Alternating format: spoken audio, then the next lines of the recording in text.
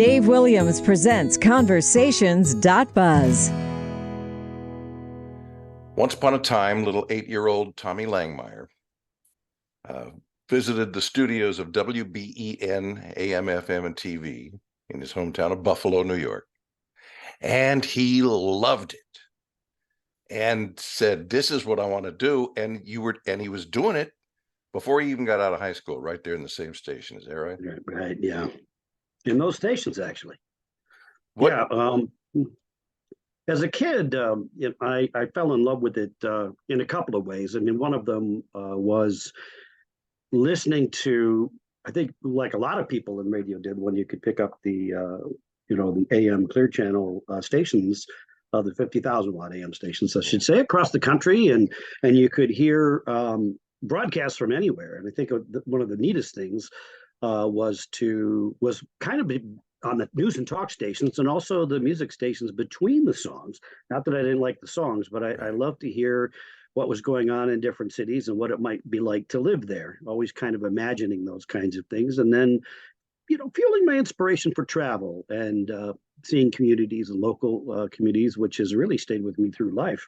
And that has to do a great deal with radio and broadcasting and the magic that comes out of the speakers. Yeah. What was your first job like? What did you do as a high schooler? As a high schooler, it was mostly production kinds of things. WBEN had an AM and FM TV station. It was and is, certainly a very big and dominant news and talk station in Buffalo. And when I started working there, the program director at the time, Bob Wood, kind of took to me and said, "Hey, that guy really seems to be really into this," and ended up hiring me to do production in the station. And I did all kinds of those types of things, and board operating during. When you say production, you mean like dubbing commercial tapes, production stuff like that? Yeah, commercial production, mostly sort of light things. They had a terrific production director, and he also taught me a lot. And then eventually they had a need for somebody to work on the overnights, to help out with things, and also to kind of babysit the FM, which was automated at that time.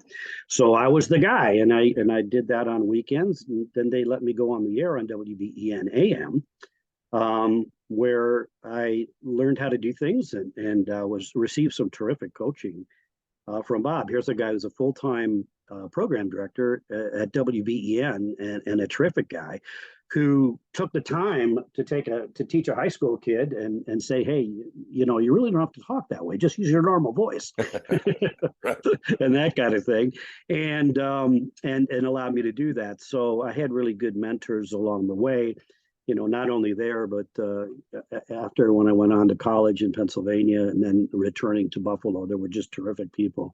Yeah. I've been really lucky through a career of working with people that, even in cases where I didn't necessarily understand what they might have been trying to teach me, or there was a style point that I mistook, right? I didn't get it until I got it. And sometimes I wouldn't get it till later, but I can't tell you that there's anyone that I ever worked for that I didn't learn valuable things from. So I'm really grateful to everyone, all the way up until the recent years. It's been wonderful.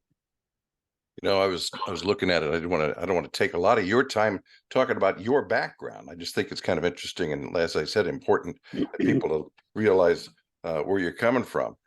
Your resume reads like a Horatio Alger novel of leadership and inspiration and brains and so forth. And I'm wondering, this is a sincere question now. After all the places you've been with and all the jobs you've had, and it seems that you took great jumps career-wise in terms of the types of jobs you had, the markets you served, and the honors that you've gotten and everything. Did it ever occur to you at any point, and this is a sincere question, I just don't know how you will answer it, that you're smarter than most of the people you work with, and that great ideas come to you naturally, and they come to you a little bit quicker? That's an interesting question, but I've never really thought that way. I think if anything, I've thought the other way, that it's something, maybe I have something to prove. I think in many cases, there were people who, as I did things that were better at them than I was, Well, very much sure. so. So it would be somebody who taught me, whether it was in news or it was in programming, it was music, any of those kinds of things. I think that that really helped a lot. And then I ended up being around some very creative, smart people who actually pulled that out of me. So, you all of a sudden you have this tactical side, right? You have this way of doing things, doing things the right way. But then you have this other part of it. It's like doing the right thing, and that usually involves maybe more problem solving and creativity and passion. So, if I were to say what I value the most, and I value the most in people, is their sense of adventure, particularly if we're in broadcasting, right? We're supposed to be the ones that are not asking the listener, or somebody that's a fan. We're the ones that are supposed to lead them, right? Yeah. So I've always felt like I read all the time, and I learn about different things, and probably there are certain facts and figures about things for some reason that stick in my mind. I don't know why, but it helps to connect, and it helps to connect in our business, which is fundamentally a local business, so that if you can talk to people about things that interest them, and a little bit about a lot of things, and you're interested that way, and like I say, adventurous, inquisitive, and genuinely so, you really do want to know. That helps you a lot, and I think it covers up for the things maybe you don't have. And there's a lot of things that I don't. Well, what I hear you saying is that yeah, we'll all agree that you're very, very bright, but you've done it primarily probably with passion and hard work and positive outlook. And Mhm. I'm finding that that is a real common thing among the people that I've been talking with in this series that I call Radio Masters. The top of the food chain in this industry, and I suspect it's true in most businesses, is populated with people who love what they're doing and have worked very, very hard at doing it as well as they can, and doing it properly with other people too. So Yeah, I think a lot of it is, you have to kind of look at yourself and say, well, what do I do in my spare time? How do I live life? And then how do I express it to other people? yeah, And a lot of times, because radio has become, in some ways, more tactical than I think it should be, that we are populated with people who have terrific tactical skills. But what we need more of is people who have, they're both left and right brain, and creative, and have a vision for things, and how they operate is not, I want to say not important, but is secondary to the overall vision and the overall goal. mm, And I think that that's one of the areas, a lot of it owed to the fact that we've become smaller in many ways, based on technology and based on hedge funds or whatever, for whatever reason. And so that has maybe attracted people that are more in tune with keeping the trains on the track, and keeping the trains running on time, maybe, than necessarily thinking about those great destinations you can go, and the bigness of it all, and what you can make of it. yeah. So it's good to have both. Yeah, you know what occurred to me some years ago, and that was it. And I can't even tell you where I was at the time, probably in LA. And I found that unlike when I started out in radio, and I expect by saying for you, um, people weren't sitting around talking about the craft anymore, in their Mhm. own spare time or in the lunchroom or where have. It's like, the enthusiasm didn't move much beyond a person's desk or studio, and Mhm. that the whole concept of being really excited about what we're all doing and learning from each other just kind of went away, and and people become more processors than Yes. than Mhm. creators, right? Mhm. And that's what Huge. I'm sorry, what? I was going to say you're absolutely right on target. That's a huge issue in our business. So if we can bolster both sides, recognize that is an issue. I think Yeah. that leaders can emerge to do great things with great legendary brands that can be experienced on multiple platforms. But you have to have that vision, and you have to say, what is it here we are here? What is it we are here to do, as opposed to, well, I've got to work at 5 o'clock today because I need to load all these, all this sound into a computer automation system, that type of thing. But that's a lot of what it amounts to is managing processes, managing detail, which are certainly all important, but you have to be. It has to, sort of fall under a vision, doesn't it? Yeah. That's what I believe, and it's we kind of know what our job is, and our vision is to provide real connection, emotional connection with people, and radio is, we see in our company, it's fundamentally a local business, but we don't really have a lot of that right now. Yeah.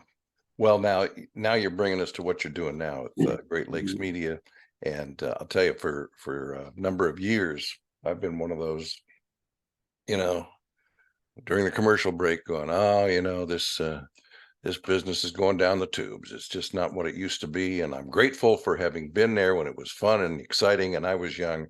But it looks like my career is going to end about the same time the industry does. And then I started talking with other people in this podcast series, and I started going, well, no, wait a minute, maybe this is not true. And I got some inclination from people like Greg Tantum, who I exchanged notes with just this morning. He said to say hello to you. Oh, great guy. And and a couple of others, Tyler Cox, talked with him. Yeah. And they both started me thinking again, you know what? The future of radio may be in the past. And by that, I mean small markets and total cooperation with the community and working in favor of the community. And that's kind of what you're doing, as I see it, with Great Lakes Media, right? Yeah, one of the, we're kind of this two-legged company, in the sense that while we identify and work on the acquisition side, we also do quite a bit of advisory work with stations and groups, and actually some of those are not as much in the larger markets, in the bigger markets, where there's really not much to do with them, because they've already kind of Walmartized things to the degree that there isn't much you can do with it, unfortunately. But and with companies who are unfortunately under the stress that comes from heavy debt. So what we really have done, and a lot of it to show that the model can work, is to go into a place and work with broadcasters on a local level, for example, in medium markets, and say, all right, well, in what ways can we be local? In what ways can we connect with the community and do it, and come up with a program and a plan to do that, train people to do it. I tend to be very hands-on in each of these situations, because sometimes it's easy to say, but hard to take in or do, unless you have a really good roadmap. But you also have to have people who really understand that, and they have the curiosity and the adventurous spirit, and are interested in people, places, and things. And usually those are the people that are the best. And oftentimes, or most times, I would say, they can be taught the tactical things of editing, or running a board, or operating a camera, and doing video editing, and that. Technology demands. Oh my gosh, the technology is excellent. It is just wonderful. And but you have to have those are tools. Those are like somebody that's an artist that has good set of paints, but actually has a vision as to what to paint, as opposed to, I've got to paint this wall back here. Totally different mindset. And we need to attract more of those people by giving them opportunities to do just that. You know, you're in such a unique position to take that vision forward. I say that because, of course, for about a decade, you ran what was, in my opinion, in this business, the greatest small market radio station in a major city, WGN in Chicago. I've never really understood why there aren't more stations that pattern themselves after WGN, not in terms of format, as in terms of attitude and embracing the city, all the way down to small neighborhoods, getting Mhm, out mhm. of the studio and being with people, and then talking about whatever's going on in the city or in the community at that time. If it's the Cubs today, that's what you're talking. That's what everybody's talking about. What's You the know, A if topic it's for today? if And it's a where do we layer in these? Where do we layer in these B and C topics that touch everybody? yeah, And that actually sounds fairly tactical, as I describe it that way. But WGN was a terrific radio station, and certainly very much so well before I got there. So my job was a little bit to handle it through a period of transition, and reestablish some things that weren't maybe being done as much as they could be. But it always was blessed with really good program directors. There were people that were there in those positions, and also very good general managers. I was the general manager there, and I had really terrific predecessors who all brought really good things to the station because they all got it. And I think with WGN, it was really a matter of pushing in ways that might sound counterintuitive. In other words, we did a series which I did with KMOX in St. Louis, and later at other places, and certainly with other stations that were in that same company. But we did the Hometown Voices tour with WGN as the voice of Chicago, as it was known when I was there.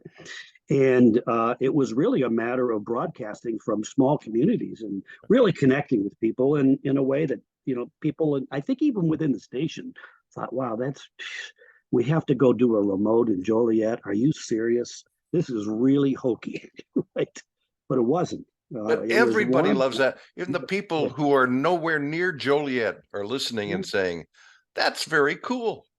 Right, exactly. And hopefully they'll come to my town someday. And Yeah, we would have the high school marching band from these communities around Chicago, all through Chicagoland. They and up into Wisconsin as well. We would do these broadcasts, whether it was afternoons or with Spike Odell in the morning. And to see them embrace this was so gratifying, because they got the love. yeah. They got the love that they wouldn't get on Michigan Avenue from the people that listen to them every single day. And for many of them, the listeners really viewed them as really good friends because they were natural and they were good.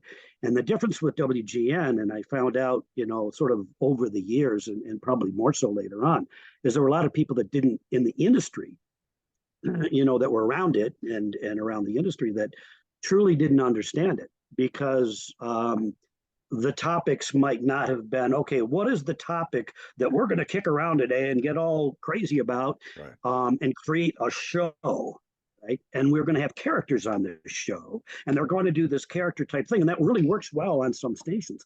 But WGN was known for authenticity and human connection, and yeah, there was a certain amount of that what some might consider prattle, I guess, on the station. And frankly, coming from KMOX, I had to get my arms wrapped around it before I even really touched anything because I wanted to understand it before, messing around with it. And unfortunately, over, years, that's what happens with radio stations. Somebody comes in and they've had success doing something else, and they don't take the time to understand it. They just know that, well, if we had bumper music or we have a big mean voice, that's going to bring listeners Right. in. There's more to it, and there's more to the essence of relationships. And a lot of times people, don't approach it Well, from that way. They approach it from the actual presentation sound that needs to be a certain way. yeah, I've And seen I've seen yeah, people manipulate stations by yeah, deciding what what works elsewhere and Mhm. what it Yeah, yeah, sounds and great, it's what not. sounds cool, smooth, and Yeah, it professional, might and they sound haven't taken into consideration the audience, right? The right, audience right, comfort level right. with the station Mhm. and the locality Yeah. of it all.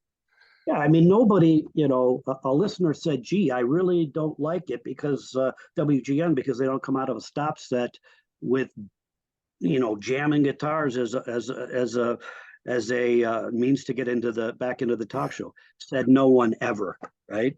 So you had to really understand the essence of the station, and I don't think that that's an easy thing to do for a lot of people. yeah, And it was a very successful station during those years, and even during the recession, had record revenue for the Chicago market and for WGN. And that was during the recession. Why was that? Well, I think it had a lot to do with a great sales team that also were broadcasters. They were people that understood and loved the radio station. And from the outside, the sausage making may have been confounding to some, but I always thought that it was a terrific place and had great success. And there are a lot of elements, but I should say that we want to be the biggest small town station in America. yeah. We say that all the time, and as people Certainly got was that, true. It was yep, true, but and I think and I'm sorry. I think part of that is because it was locally owned. You say what you want about the Tribune Corporation being a huge corporation, and that it is. But when the Tribune Company owned WGN, world's greatest newspaper, right? It made everything localized, and I think Mhm. that was probably a big key to it. What's an People, interesting part of that is there were a lot of people on the air on that radio station that connected with the listeners very well who weren't from Chicago. Interestingly enough, you had Wally Phillips, who was not from Chicago. right? Bob Collins wasn't from Chicago. Spike Odell wasn't from Chicago. I don't believe Judy Markey was originally from Chicago. Steve Cochran wasn't from Chicago. Uh, I mean, I even think like Milt Rosenberg and all kinds of people. They weren't from there, but they became Chicago Yeah. because all of them were really hyper interested in the place and in communicating and making friends, and that was the critical piece. They weren't there just to execute a show. And I think one of the hardest things with WGN is when you would be looking for talent, there would be talent that would sort of get that, right? They would kind of go, wow, that's really kind of neat. They get to talk about sort of just general things in life and connect. But what would often happen would be you'd have to kind of coach them out of the wonder of me. It's not really a show about yourself. It's really a show about observations and how do you direct those back to people without using the first person pronoun for an hour.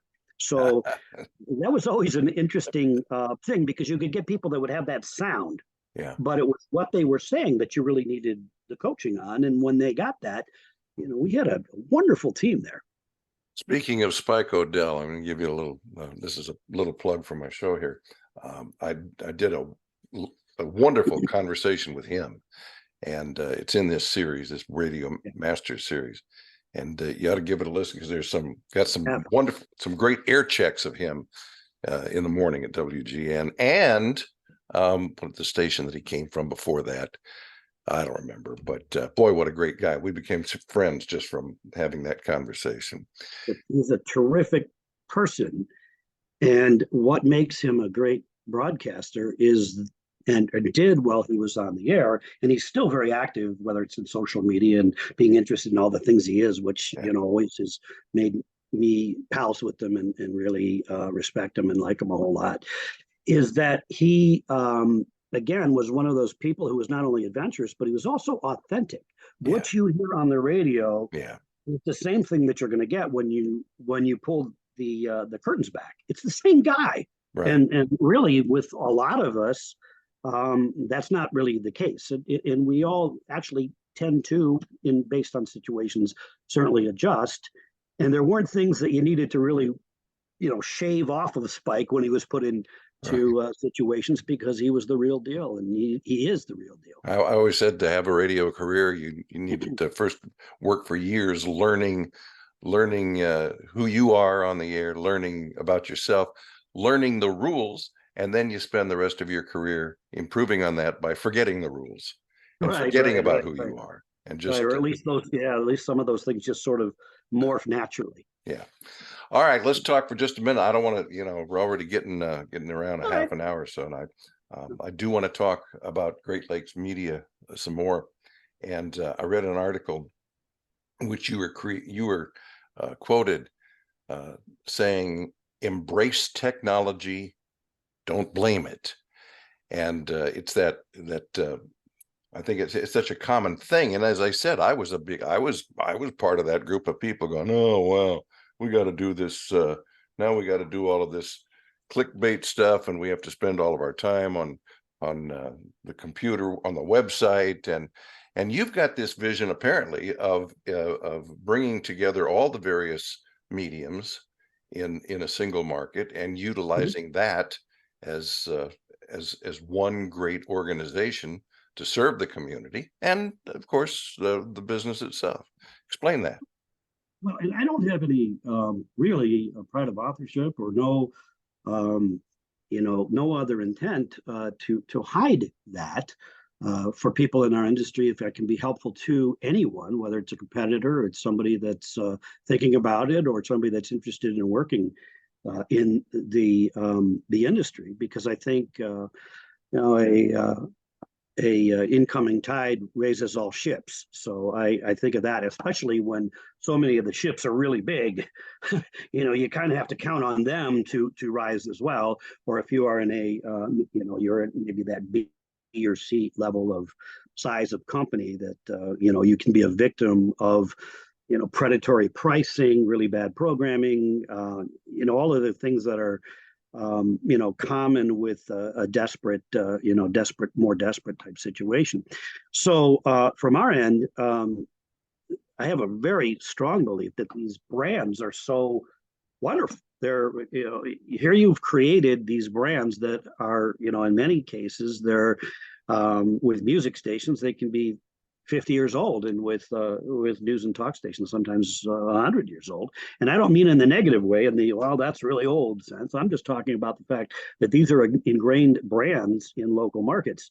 So I think it's a lot easier to start something with a known local brand that people are very familiar with than just saying, "Oh, hey, I'm going to go,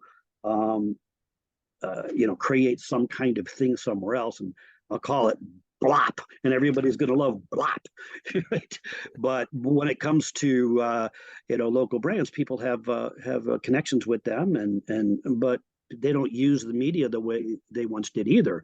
So for everyone, it's a multi-platform experience. I mean, the first thing that I grab in the morning, and a lot of people do, is most people do, is they check their phone, right?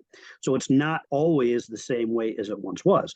So in what ways can we create an experience that transcends all of these different ways of using that brand, and partnering and knowing those people? I'm a firm believer that there are places that we can invest more in talent to become these brand ambassadors that are able to experience with the audience, the moving audience. They move with them, or they guide them around, and they are the experts that kind of show them new things.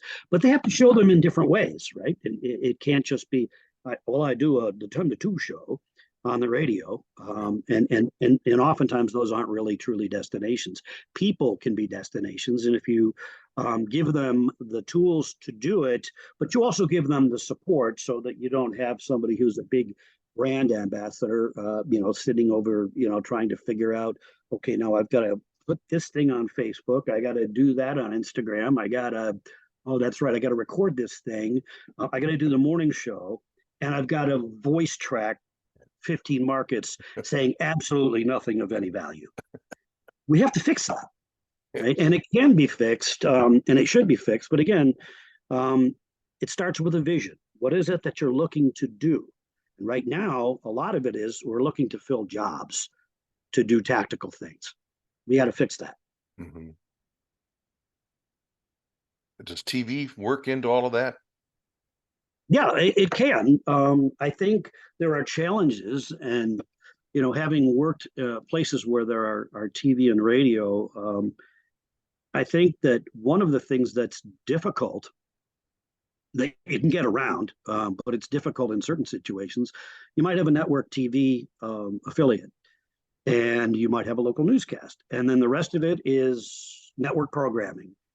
So then the smaller space that you have on the TV side is going to be news content typically. And so it might not always lend itself to all of the different formats.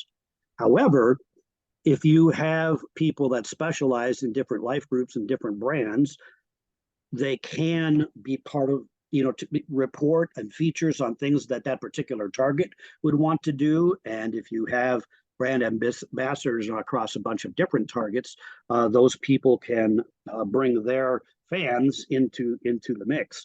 But sometimes it's hard because you also have an editorial issue. For example, if you're a talk station and you have talk show hosts on the radio side that might be opinionated, that tends to be kryptonite for a news department on a TV side. So there are things that you can get around, but if you're strategic about it and you're smart about it, and you do it. The other thing is if you own an independent TV station, you can do a lot of things.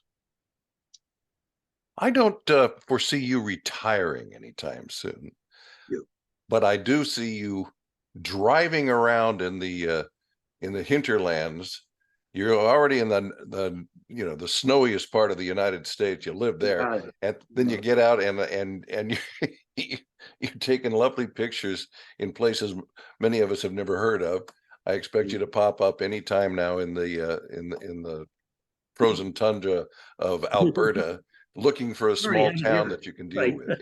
So it sounds like you've got wanderlust. I certainly have always had it in my life. Yeah, that's really true, and a lot of it is because I'm curious. And I put on jeans and I go into a community, and I just sit With your down teardrop with trailer. my teardrop trailer or just me. Yeah. And we'll go in, you sit down, you look at the places where people go. I mean, not there's the obvious places that that a market might have. I mean, you're not going to see me in a Dollar General in a small town, even though every small town seems to have one. But I will be at that cafe or a bar, for example, where people are just sitting around talking about things. And I'll take people with me to do that. But I find that the most interesting times that I have are when I do that by myself, Sure. because people will come up and they will talk to you about anything. Yeah. And you find yourself making friends along the way, or maybe there's something that you can help them with, or they help you understand something, or you look at perspective, because we're all kind of products of our own environment. And whether it's political issues, and I do the same thing in large cities, and also very small towns in rural America. And I think people really want the same thing in a lot of ways, in their own ways, but the way to get there is different. So you have this tremendous amount of discourse in our country, and the polarizing viewpoints and how they are expressed and how the media leads it or how our politicians lead it. But the reality of it is that, we're really not all that different. It's just how we approach things and what works in our community, where it's a large community or large city that might not work in a small community, and vice versa. But we have a lot to learn from each other. And so that's, really what drives it. And also the history. How did these places become big when they did? What caused that? And then what happened when some of them lost population and lost people? And here's the other part of it that I find interesting, and I hope I want to be part of it, is the fact that a lot of people don't have to live where they live, or they've always lived, or where they've always had to work. They can live anywhere they're comfortable to do their jobs now. A lot of people can do that. So if you you want to have which I have a farm, but I lived for many years in cities, and I love that too. But you can do that, and in a lot of cases, so it's important to be able to understand people and how they think and why they think the way they do, and you'll find out that there's a whole lot more right than there is wrong. It's just how you process it. What a great way to end this. Great opportunities. There's more to life now than there ever has been for us, right?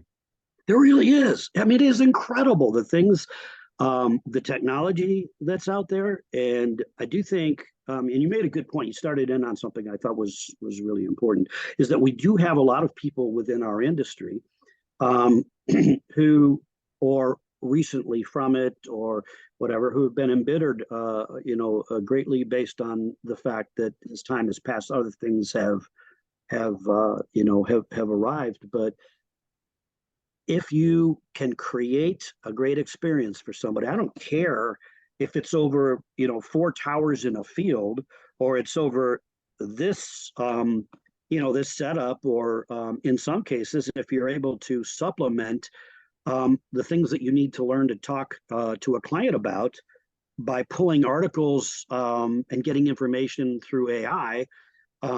Those are all good things. And some of them, by the way, electricity, people were afraid of electricity when you first had it, because it was, you had DC and AC, and, there was the issues of which is most dangerous. And it was really a tough thing for a lot of people. And things sometimes when they're new are, but if they're used properly and they're developed properly, and whether it's the technologies that we've had, the ones that go well are usually, they go well because they're with the right intent. The ones that don't are the ones that are, sort of used for maybe ill intent. And I think that our technologies are wonderful, and if they can make it so that these little tasks and things can be handled, and you can put money towards creative and smart people who are adventurous and learn things, or maybe they're informed, they're the person that informs you, maybe they're the person that makes you laugh, maybe they specialize in a certain thing, or they're really good, talking about sports, whatever it is, that you invest in those people, and you invest in the systems that allow those people to not have to be slinging hash in the back of the restaurant. Well, we've been talking a lot about people and about creativity and about passion. Does AI worry you at all in terms of, dampening all of that? Um, I think you have to take it with a grain of salt. I think, first of all, I think that for people to demonize the actual uh, technology itself is a mistake. I think that we have to be able to trust people. I'm not suggesting that we unilaterally trust people, but I think that people have to earn their trust in using it. I think we are bit historically by what could have been, and in many senses is probably is a decent technology, was when voice tracking came in. But my gosh, that's 1996. I mean, that's even before. That's a long time ago. The ability to do that was not the crime. The crime was committed not because what the technology wasn't the crime, it was how it's been used many cases, so that you have a whole lot of people saying a whole lot of nothing over a whole lot of radio stations, and that's the issue. But it's not because we have the ability to voice track. It's the same thing with AI. If you use these things properly, and you have the right vision with them, they can be a big help.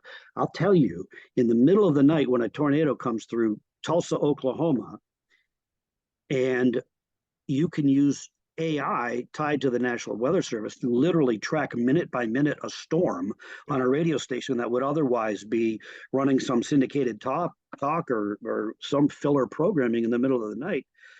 That's a big service.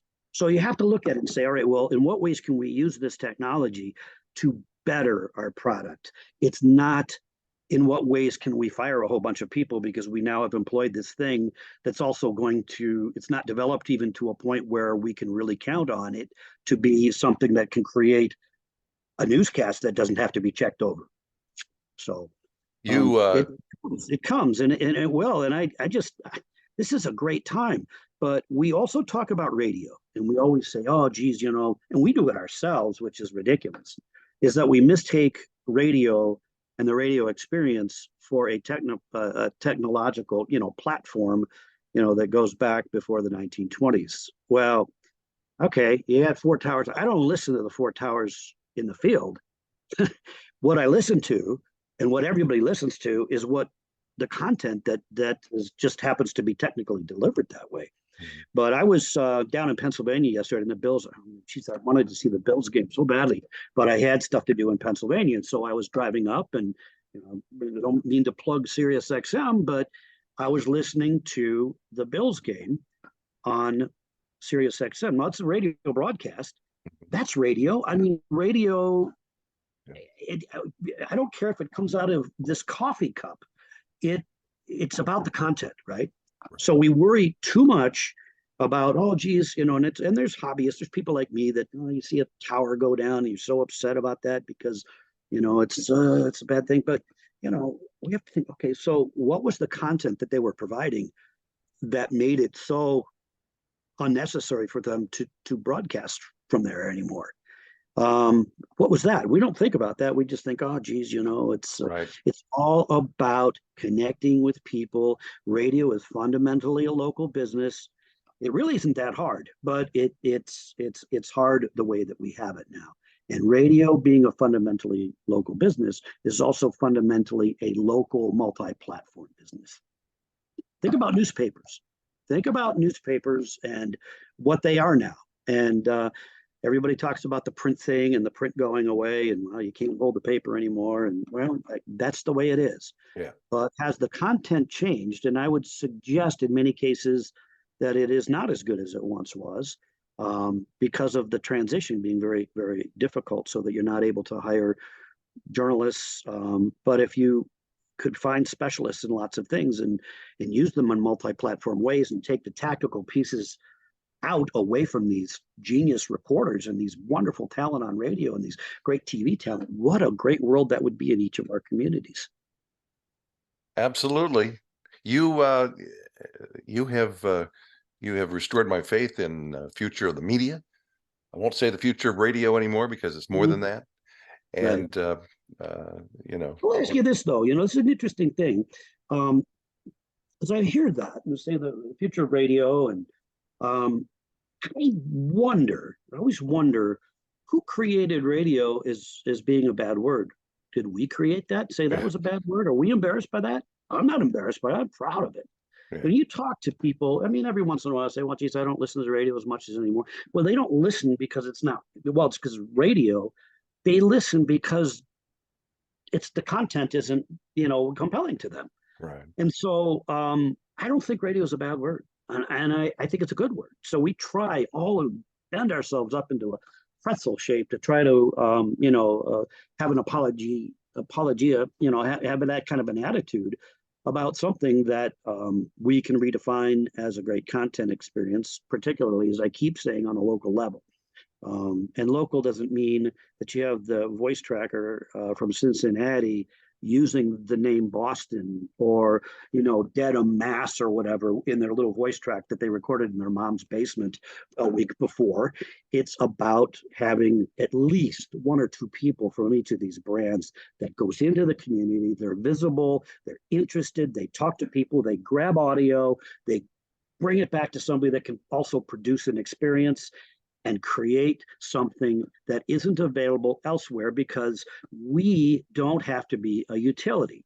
And a lot of the, you know, people say, well, geez, I listen to Pandora, or Spotify, or, you know, I listen to satellite radio, and that's great, you do.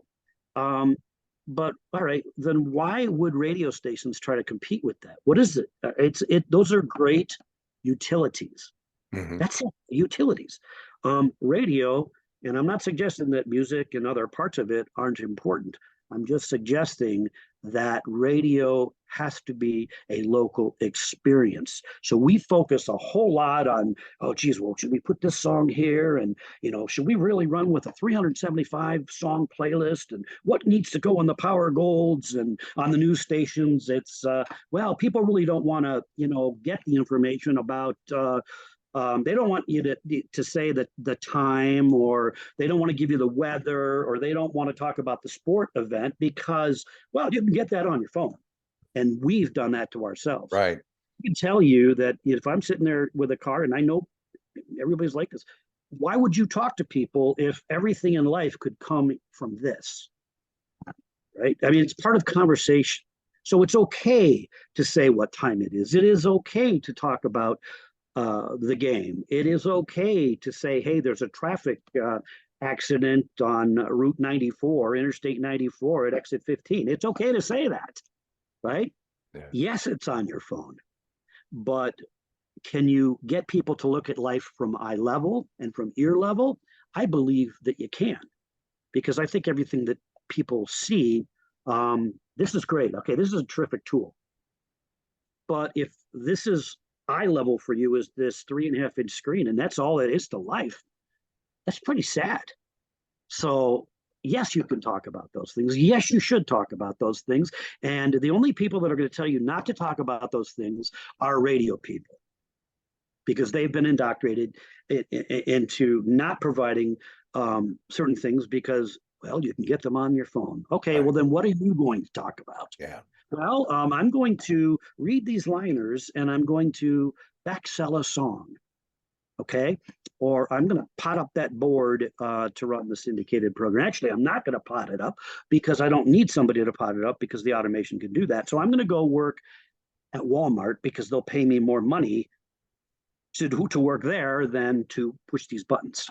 So, I've said a mouthful there, but I hope that some of it resonates with people in our industry, particularly those who really believe in it and can and should be leading the industry.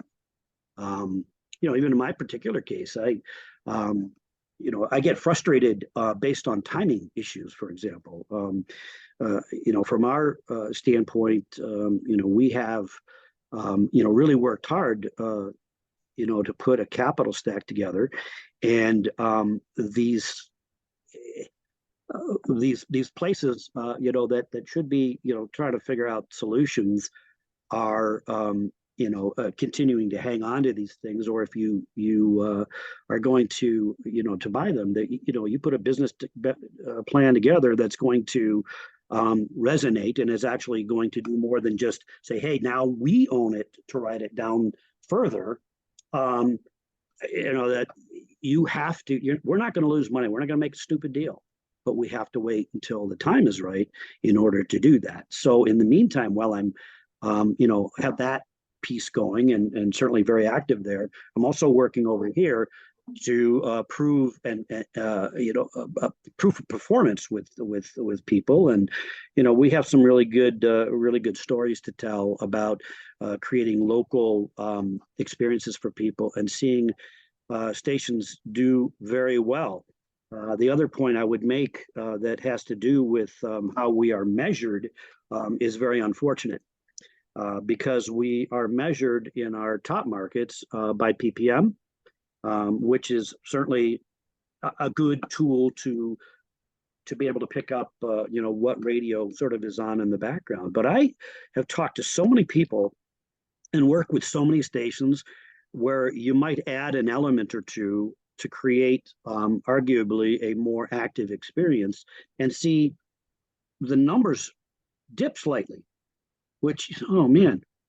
However, you don't have somebody saying, well, geez, your station's number one. It's really great. It's top 25 to 54, and I get no results. Yeah. So that's an issue, right? Well, And so we have to, to be better at understanding the qualitative. And the qualitative doesn't necessarily measure, just only one set of things. It also measures the level of engagement and success, because once the ultimate goal of our business obviously we're serving the community, but we're also serving the advertiser, and having great outcomes for our advertisers is of utmost importance. It's not about selling spots and dots that get no results. Well, yeah, the meters can, all they can do is they can record what's on, what's playing in the background. That doesn't mean anybody's paying attention to it, or that anybody's Right, being and that's not influenced. at all, by the way, not at all a shot at Nielsen at all in any way, shape, or form. What it is is an excuse for broadcasters, in a lot of cases, to provide content that plays against that, right? So it's like we always tried to fool, in the diary world, we go, oh, okay, so we move the spot over here and we say, we kind of give the time maybe a little bit wrong, or we say it's coming on up on this, and all these little things that we would do to get another quarter hour. I mean, this is the ultimate in creating an experience that's just a utility experience, because you can put that on, leave it on for a long time. Yeah. But I'll guarantee you, there are lots of radio stations that perform differently in PPM, but they sell it properly, and they actually connect with people on a much better level. And measuring that has always been a little bit confounding. But I go, I'm always, talking with advertisers and clients, and I love the sales side. I just love that process, and I love to be able to go in and sit down with somebody and be oftentimes the first one that says, well, geez, what are you trying to accomplish here? What are your challenges? Here's some things that I've read that, I understand that your business is doing this, or is concerned about that. Well, what if we tried to do a few different things? What if we tried to create this event? What if we, created some type of an experience for our fans or our listeners to experience your product and talk about it? Well, that doesn't happen, because typically, you say you buy points, right? You buy points from an agency. We see the national, advertising dollar being controlled very heavily by one, in one particular place. It's not always, sold based on, the engagement. It's based on, spreading things so that you can achieve a certain cost per point. And that's a shame. And in a local radio, when you see it in like more of the smaller markets, a good measure is taking a look and seeing how people are being activated by people and that they know and they trust and that they love and they know and they want to follow. And so that's very different. We have to incorporate both. Thank you so much for your time. This has been great. Really, really good. I appreciate it. I appreciate it. And I've always admired your work and your versatility and just your passion for broadcasting, and your experiences in a number of different places. And I think the one thing that I would leave you with, as far as in your world, Dave, is that you've gone to different places and you've become the place. People will think, oh yeah, Dave, well, Sacramento or Texas. People know that you are interested and adventurous and you connect, and that's what the best broadcasters do. So I'm really honored to have an opportunity to talk with you as one of the best broadcasters. Well, thank you. That's the highest praise I could expect from anybody. Well-deserved One of those praise. places was Chicago. I didn't get to stay long enough. I No, absolutely loved that Yeah, city. great place. It's just a terrific town, and it's sort of a because I go through there all the time, because I live in three places right now, based on my work stuff, and also taking care of my dad. And so my wife is our Midwestern branch, and then there's me, and then our kids in Chicago and Milwaukee. So, but when you go through there and you have a chance to see the town, and you see how things are changed, and how many of the great things are still the same. Unfortunately, the image of a lot of our great American cities is based on a live shot, in a part of town, but I can tell you that I've never lived in a place that I didn't like. Yeah. Loved them all and loved them all. And in there's particular places that are really near and dear. St. Louis, for example, is just a place I just love. And we were there, what, 13, 14 years, something like that. And our kids grew up there. So I think that has a lot to do with the Sure. people around and the people that we've met over the years in this country. And whether it's New York or it's Chicago or Pittsburgh, wherever it's ever been, have all been wonderful in very different ways, and many in the some ways. Because I think we, in the same ways, because I think we really all want the same thing. I agree. It's wonderful. What a great way to start my day. I appreciate it. Well, thank you.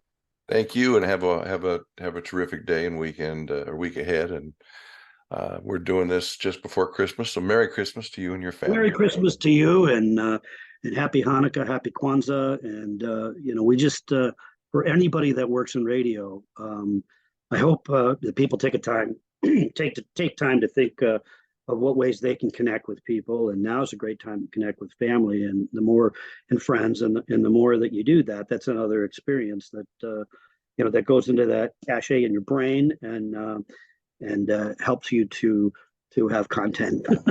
Absolutely. The most Tom, important. thanks so much. Sure Take care. thing. Okay, Dave. Take care. Bye.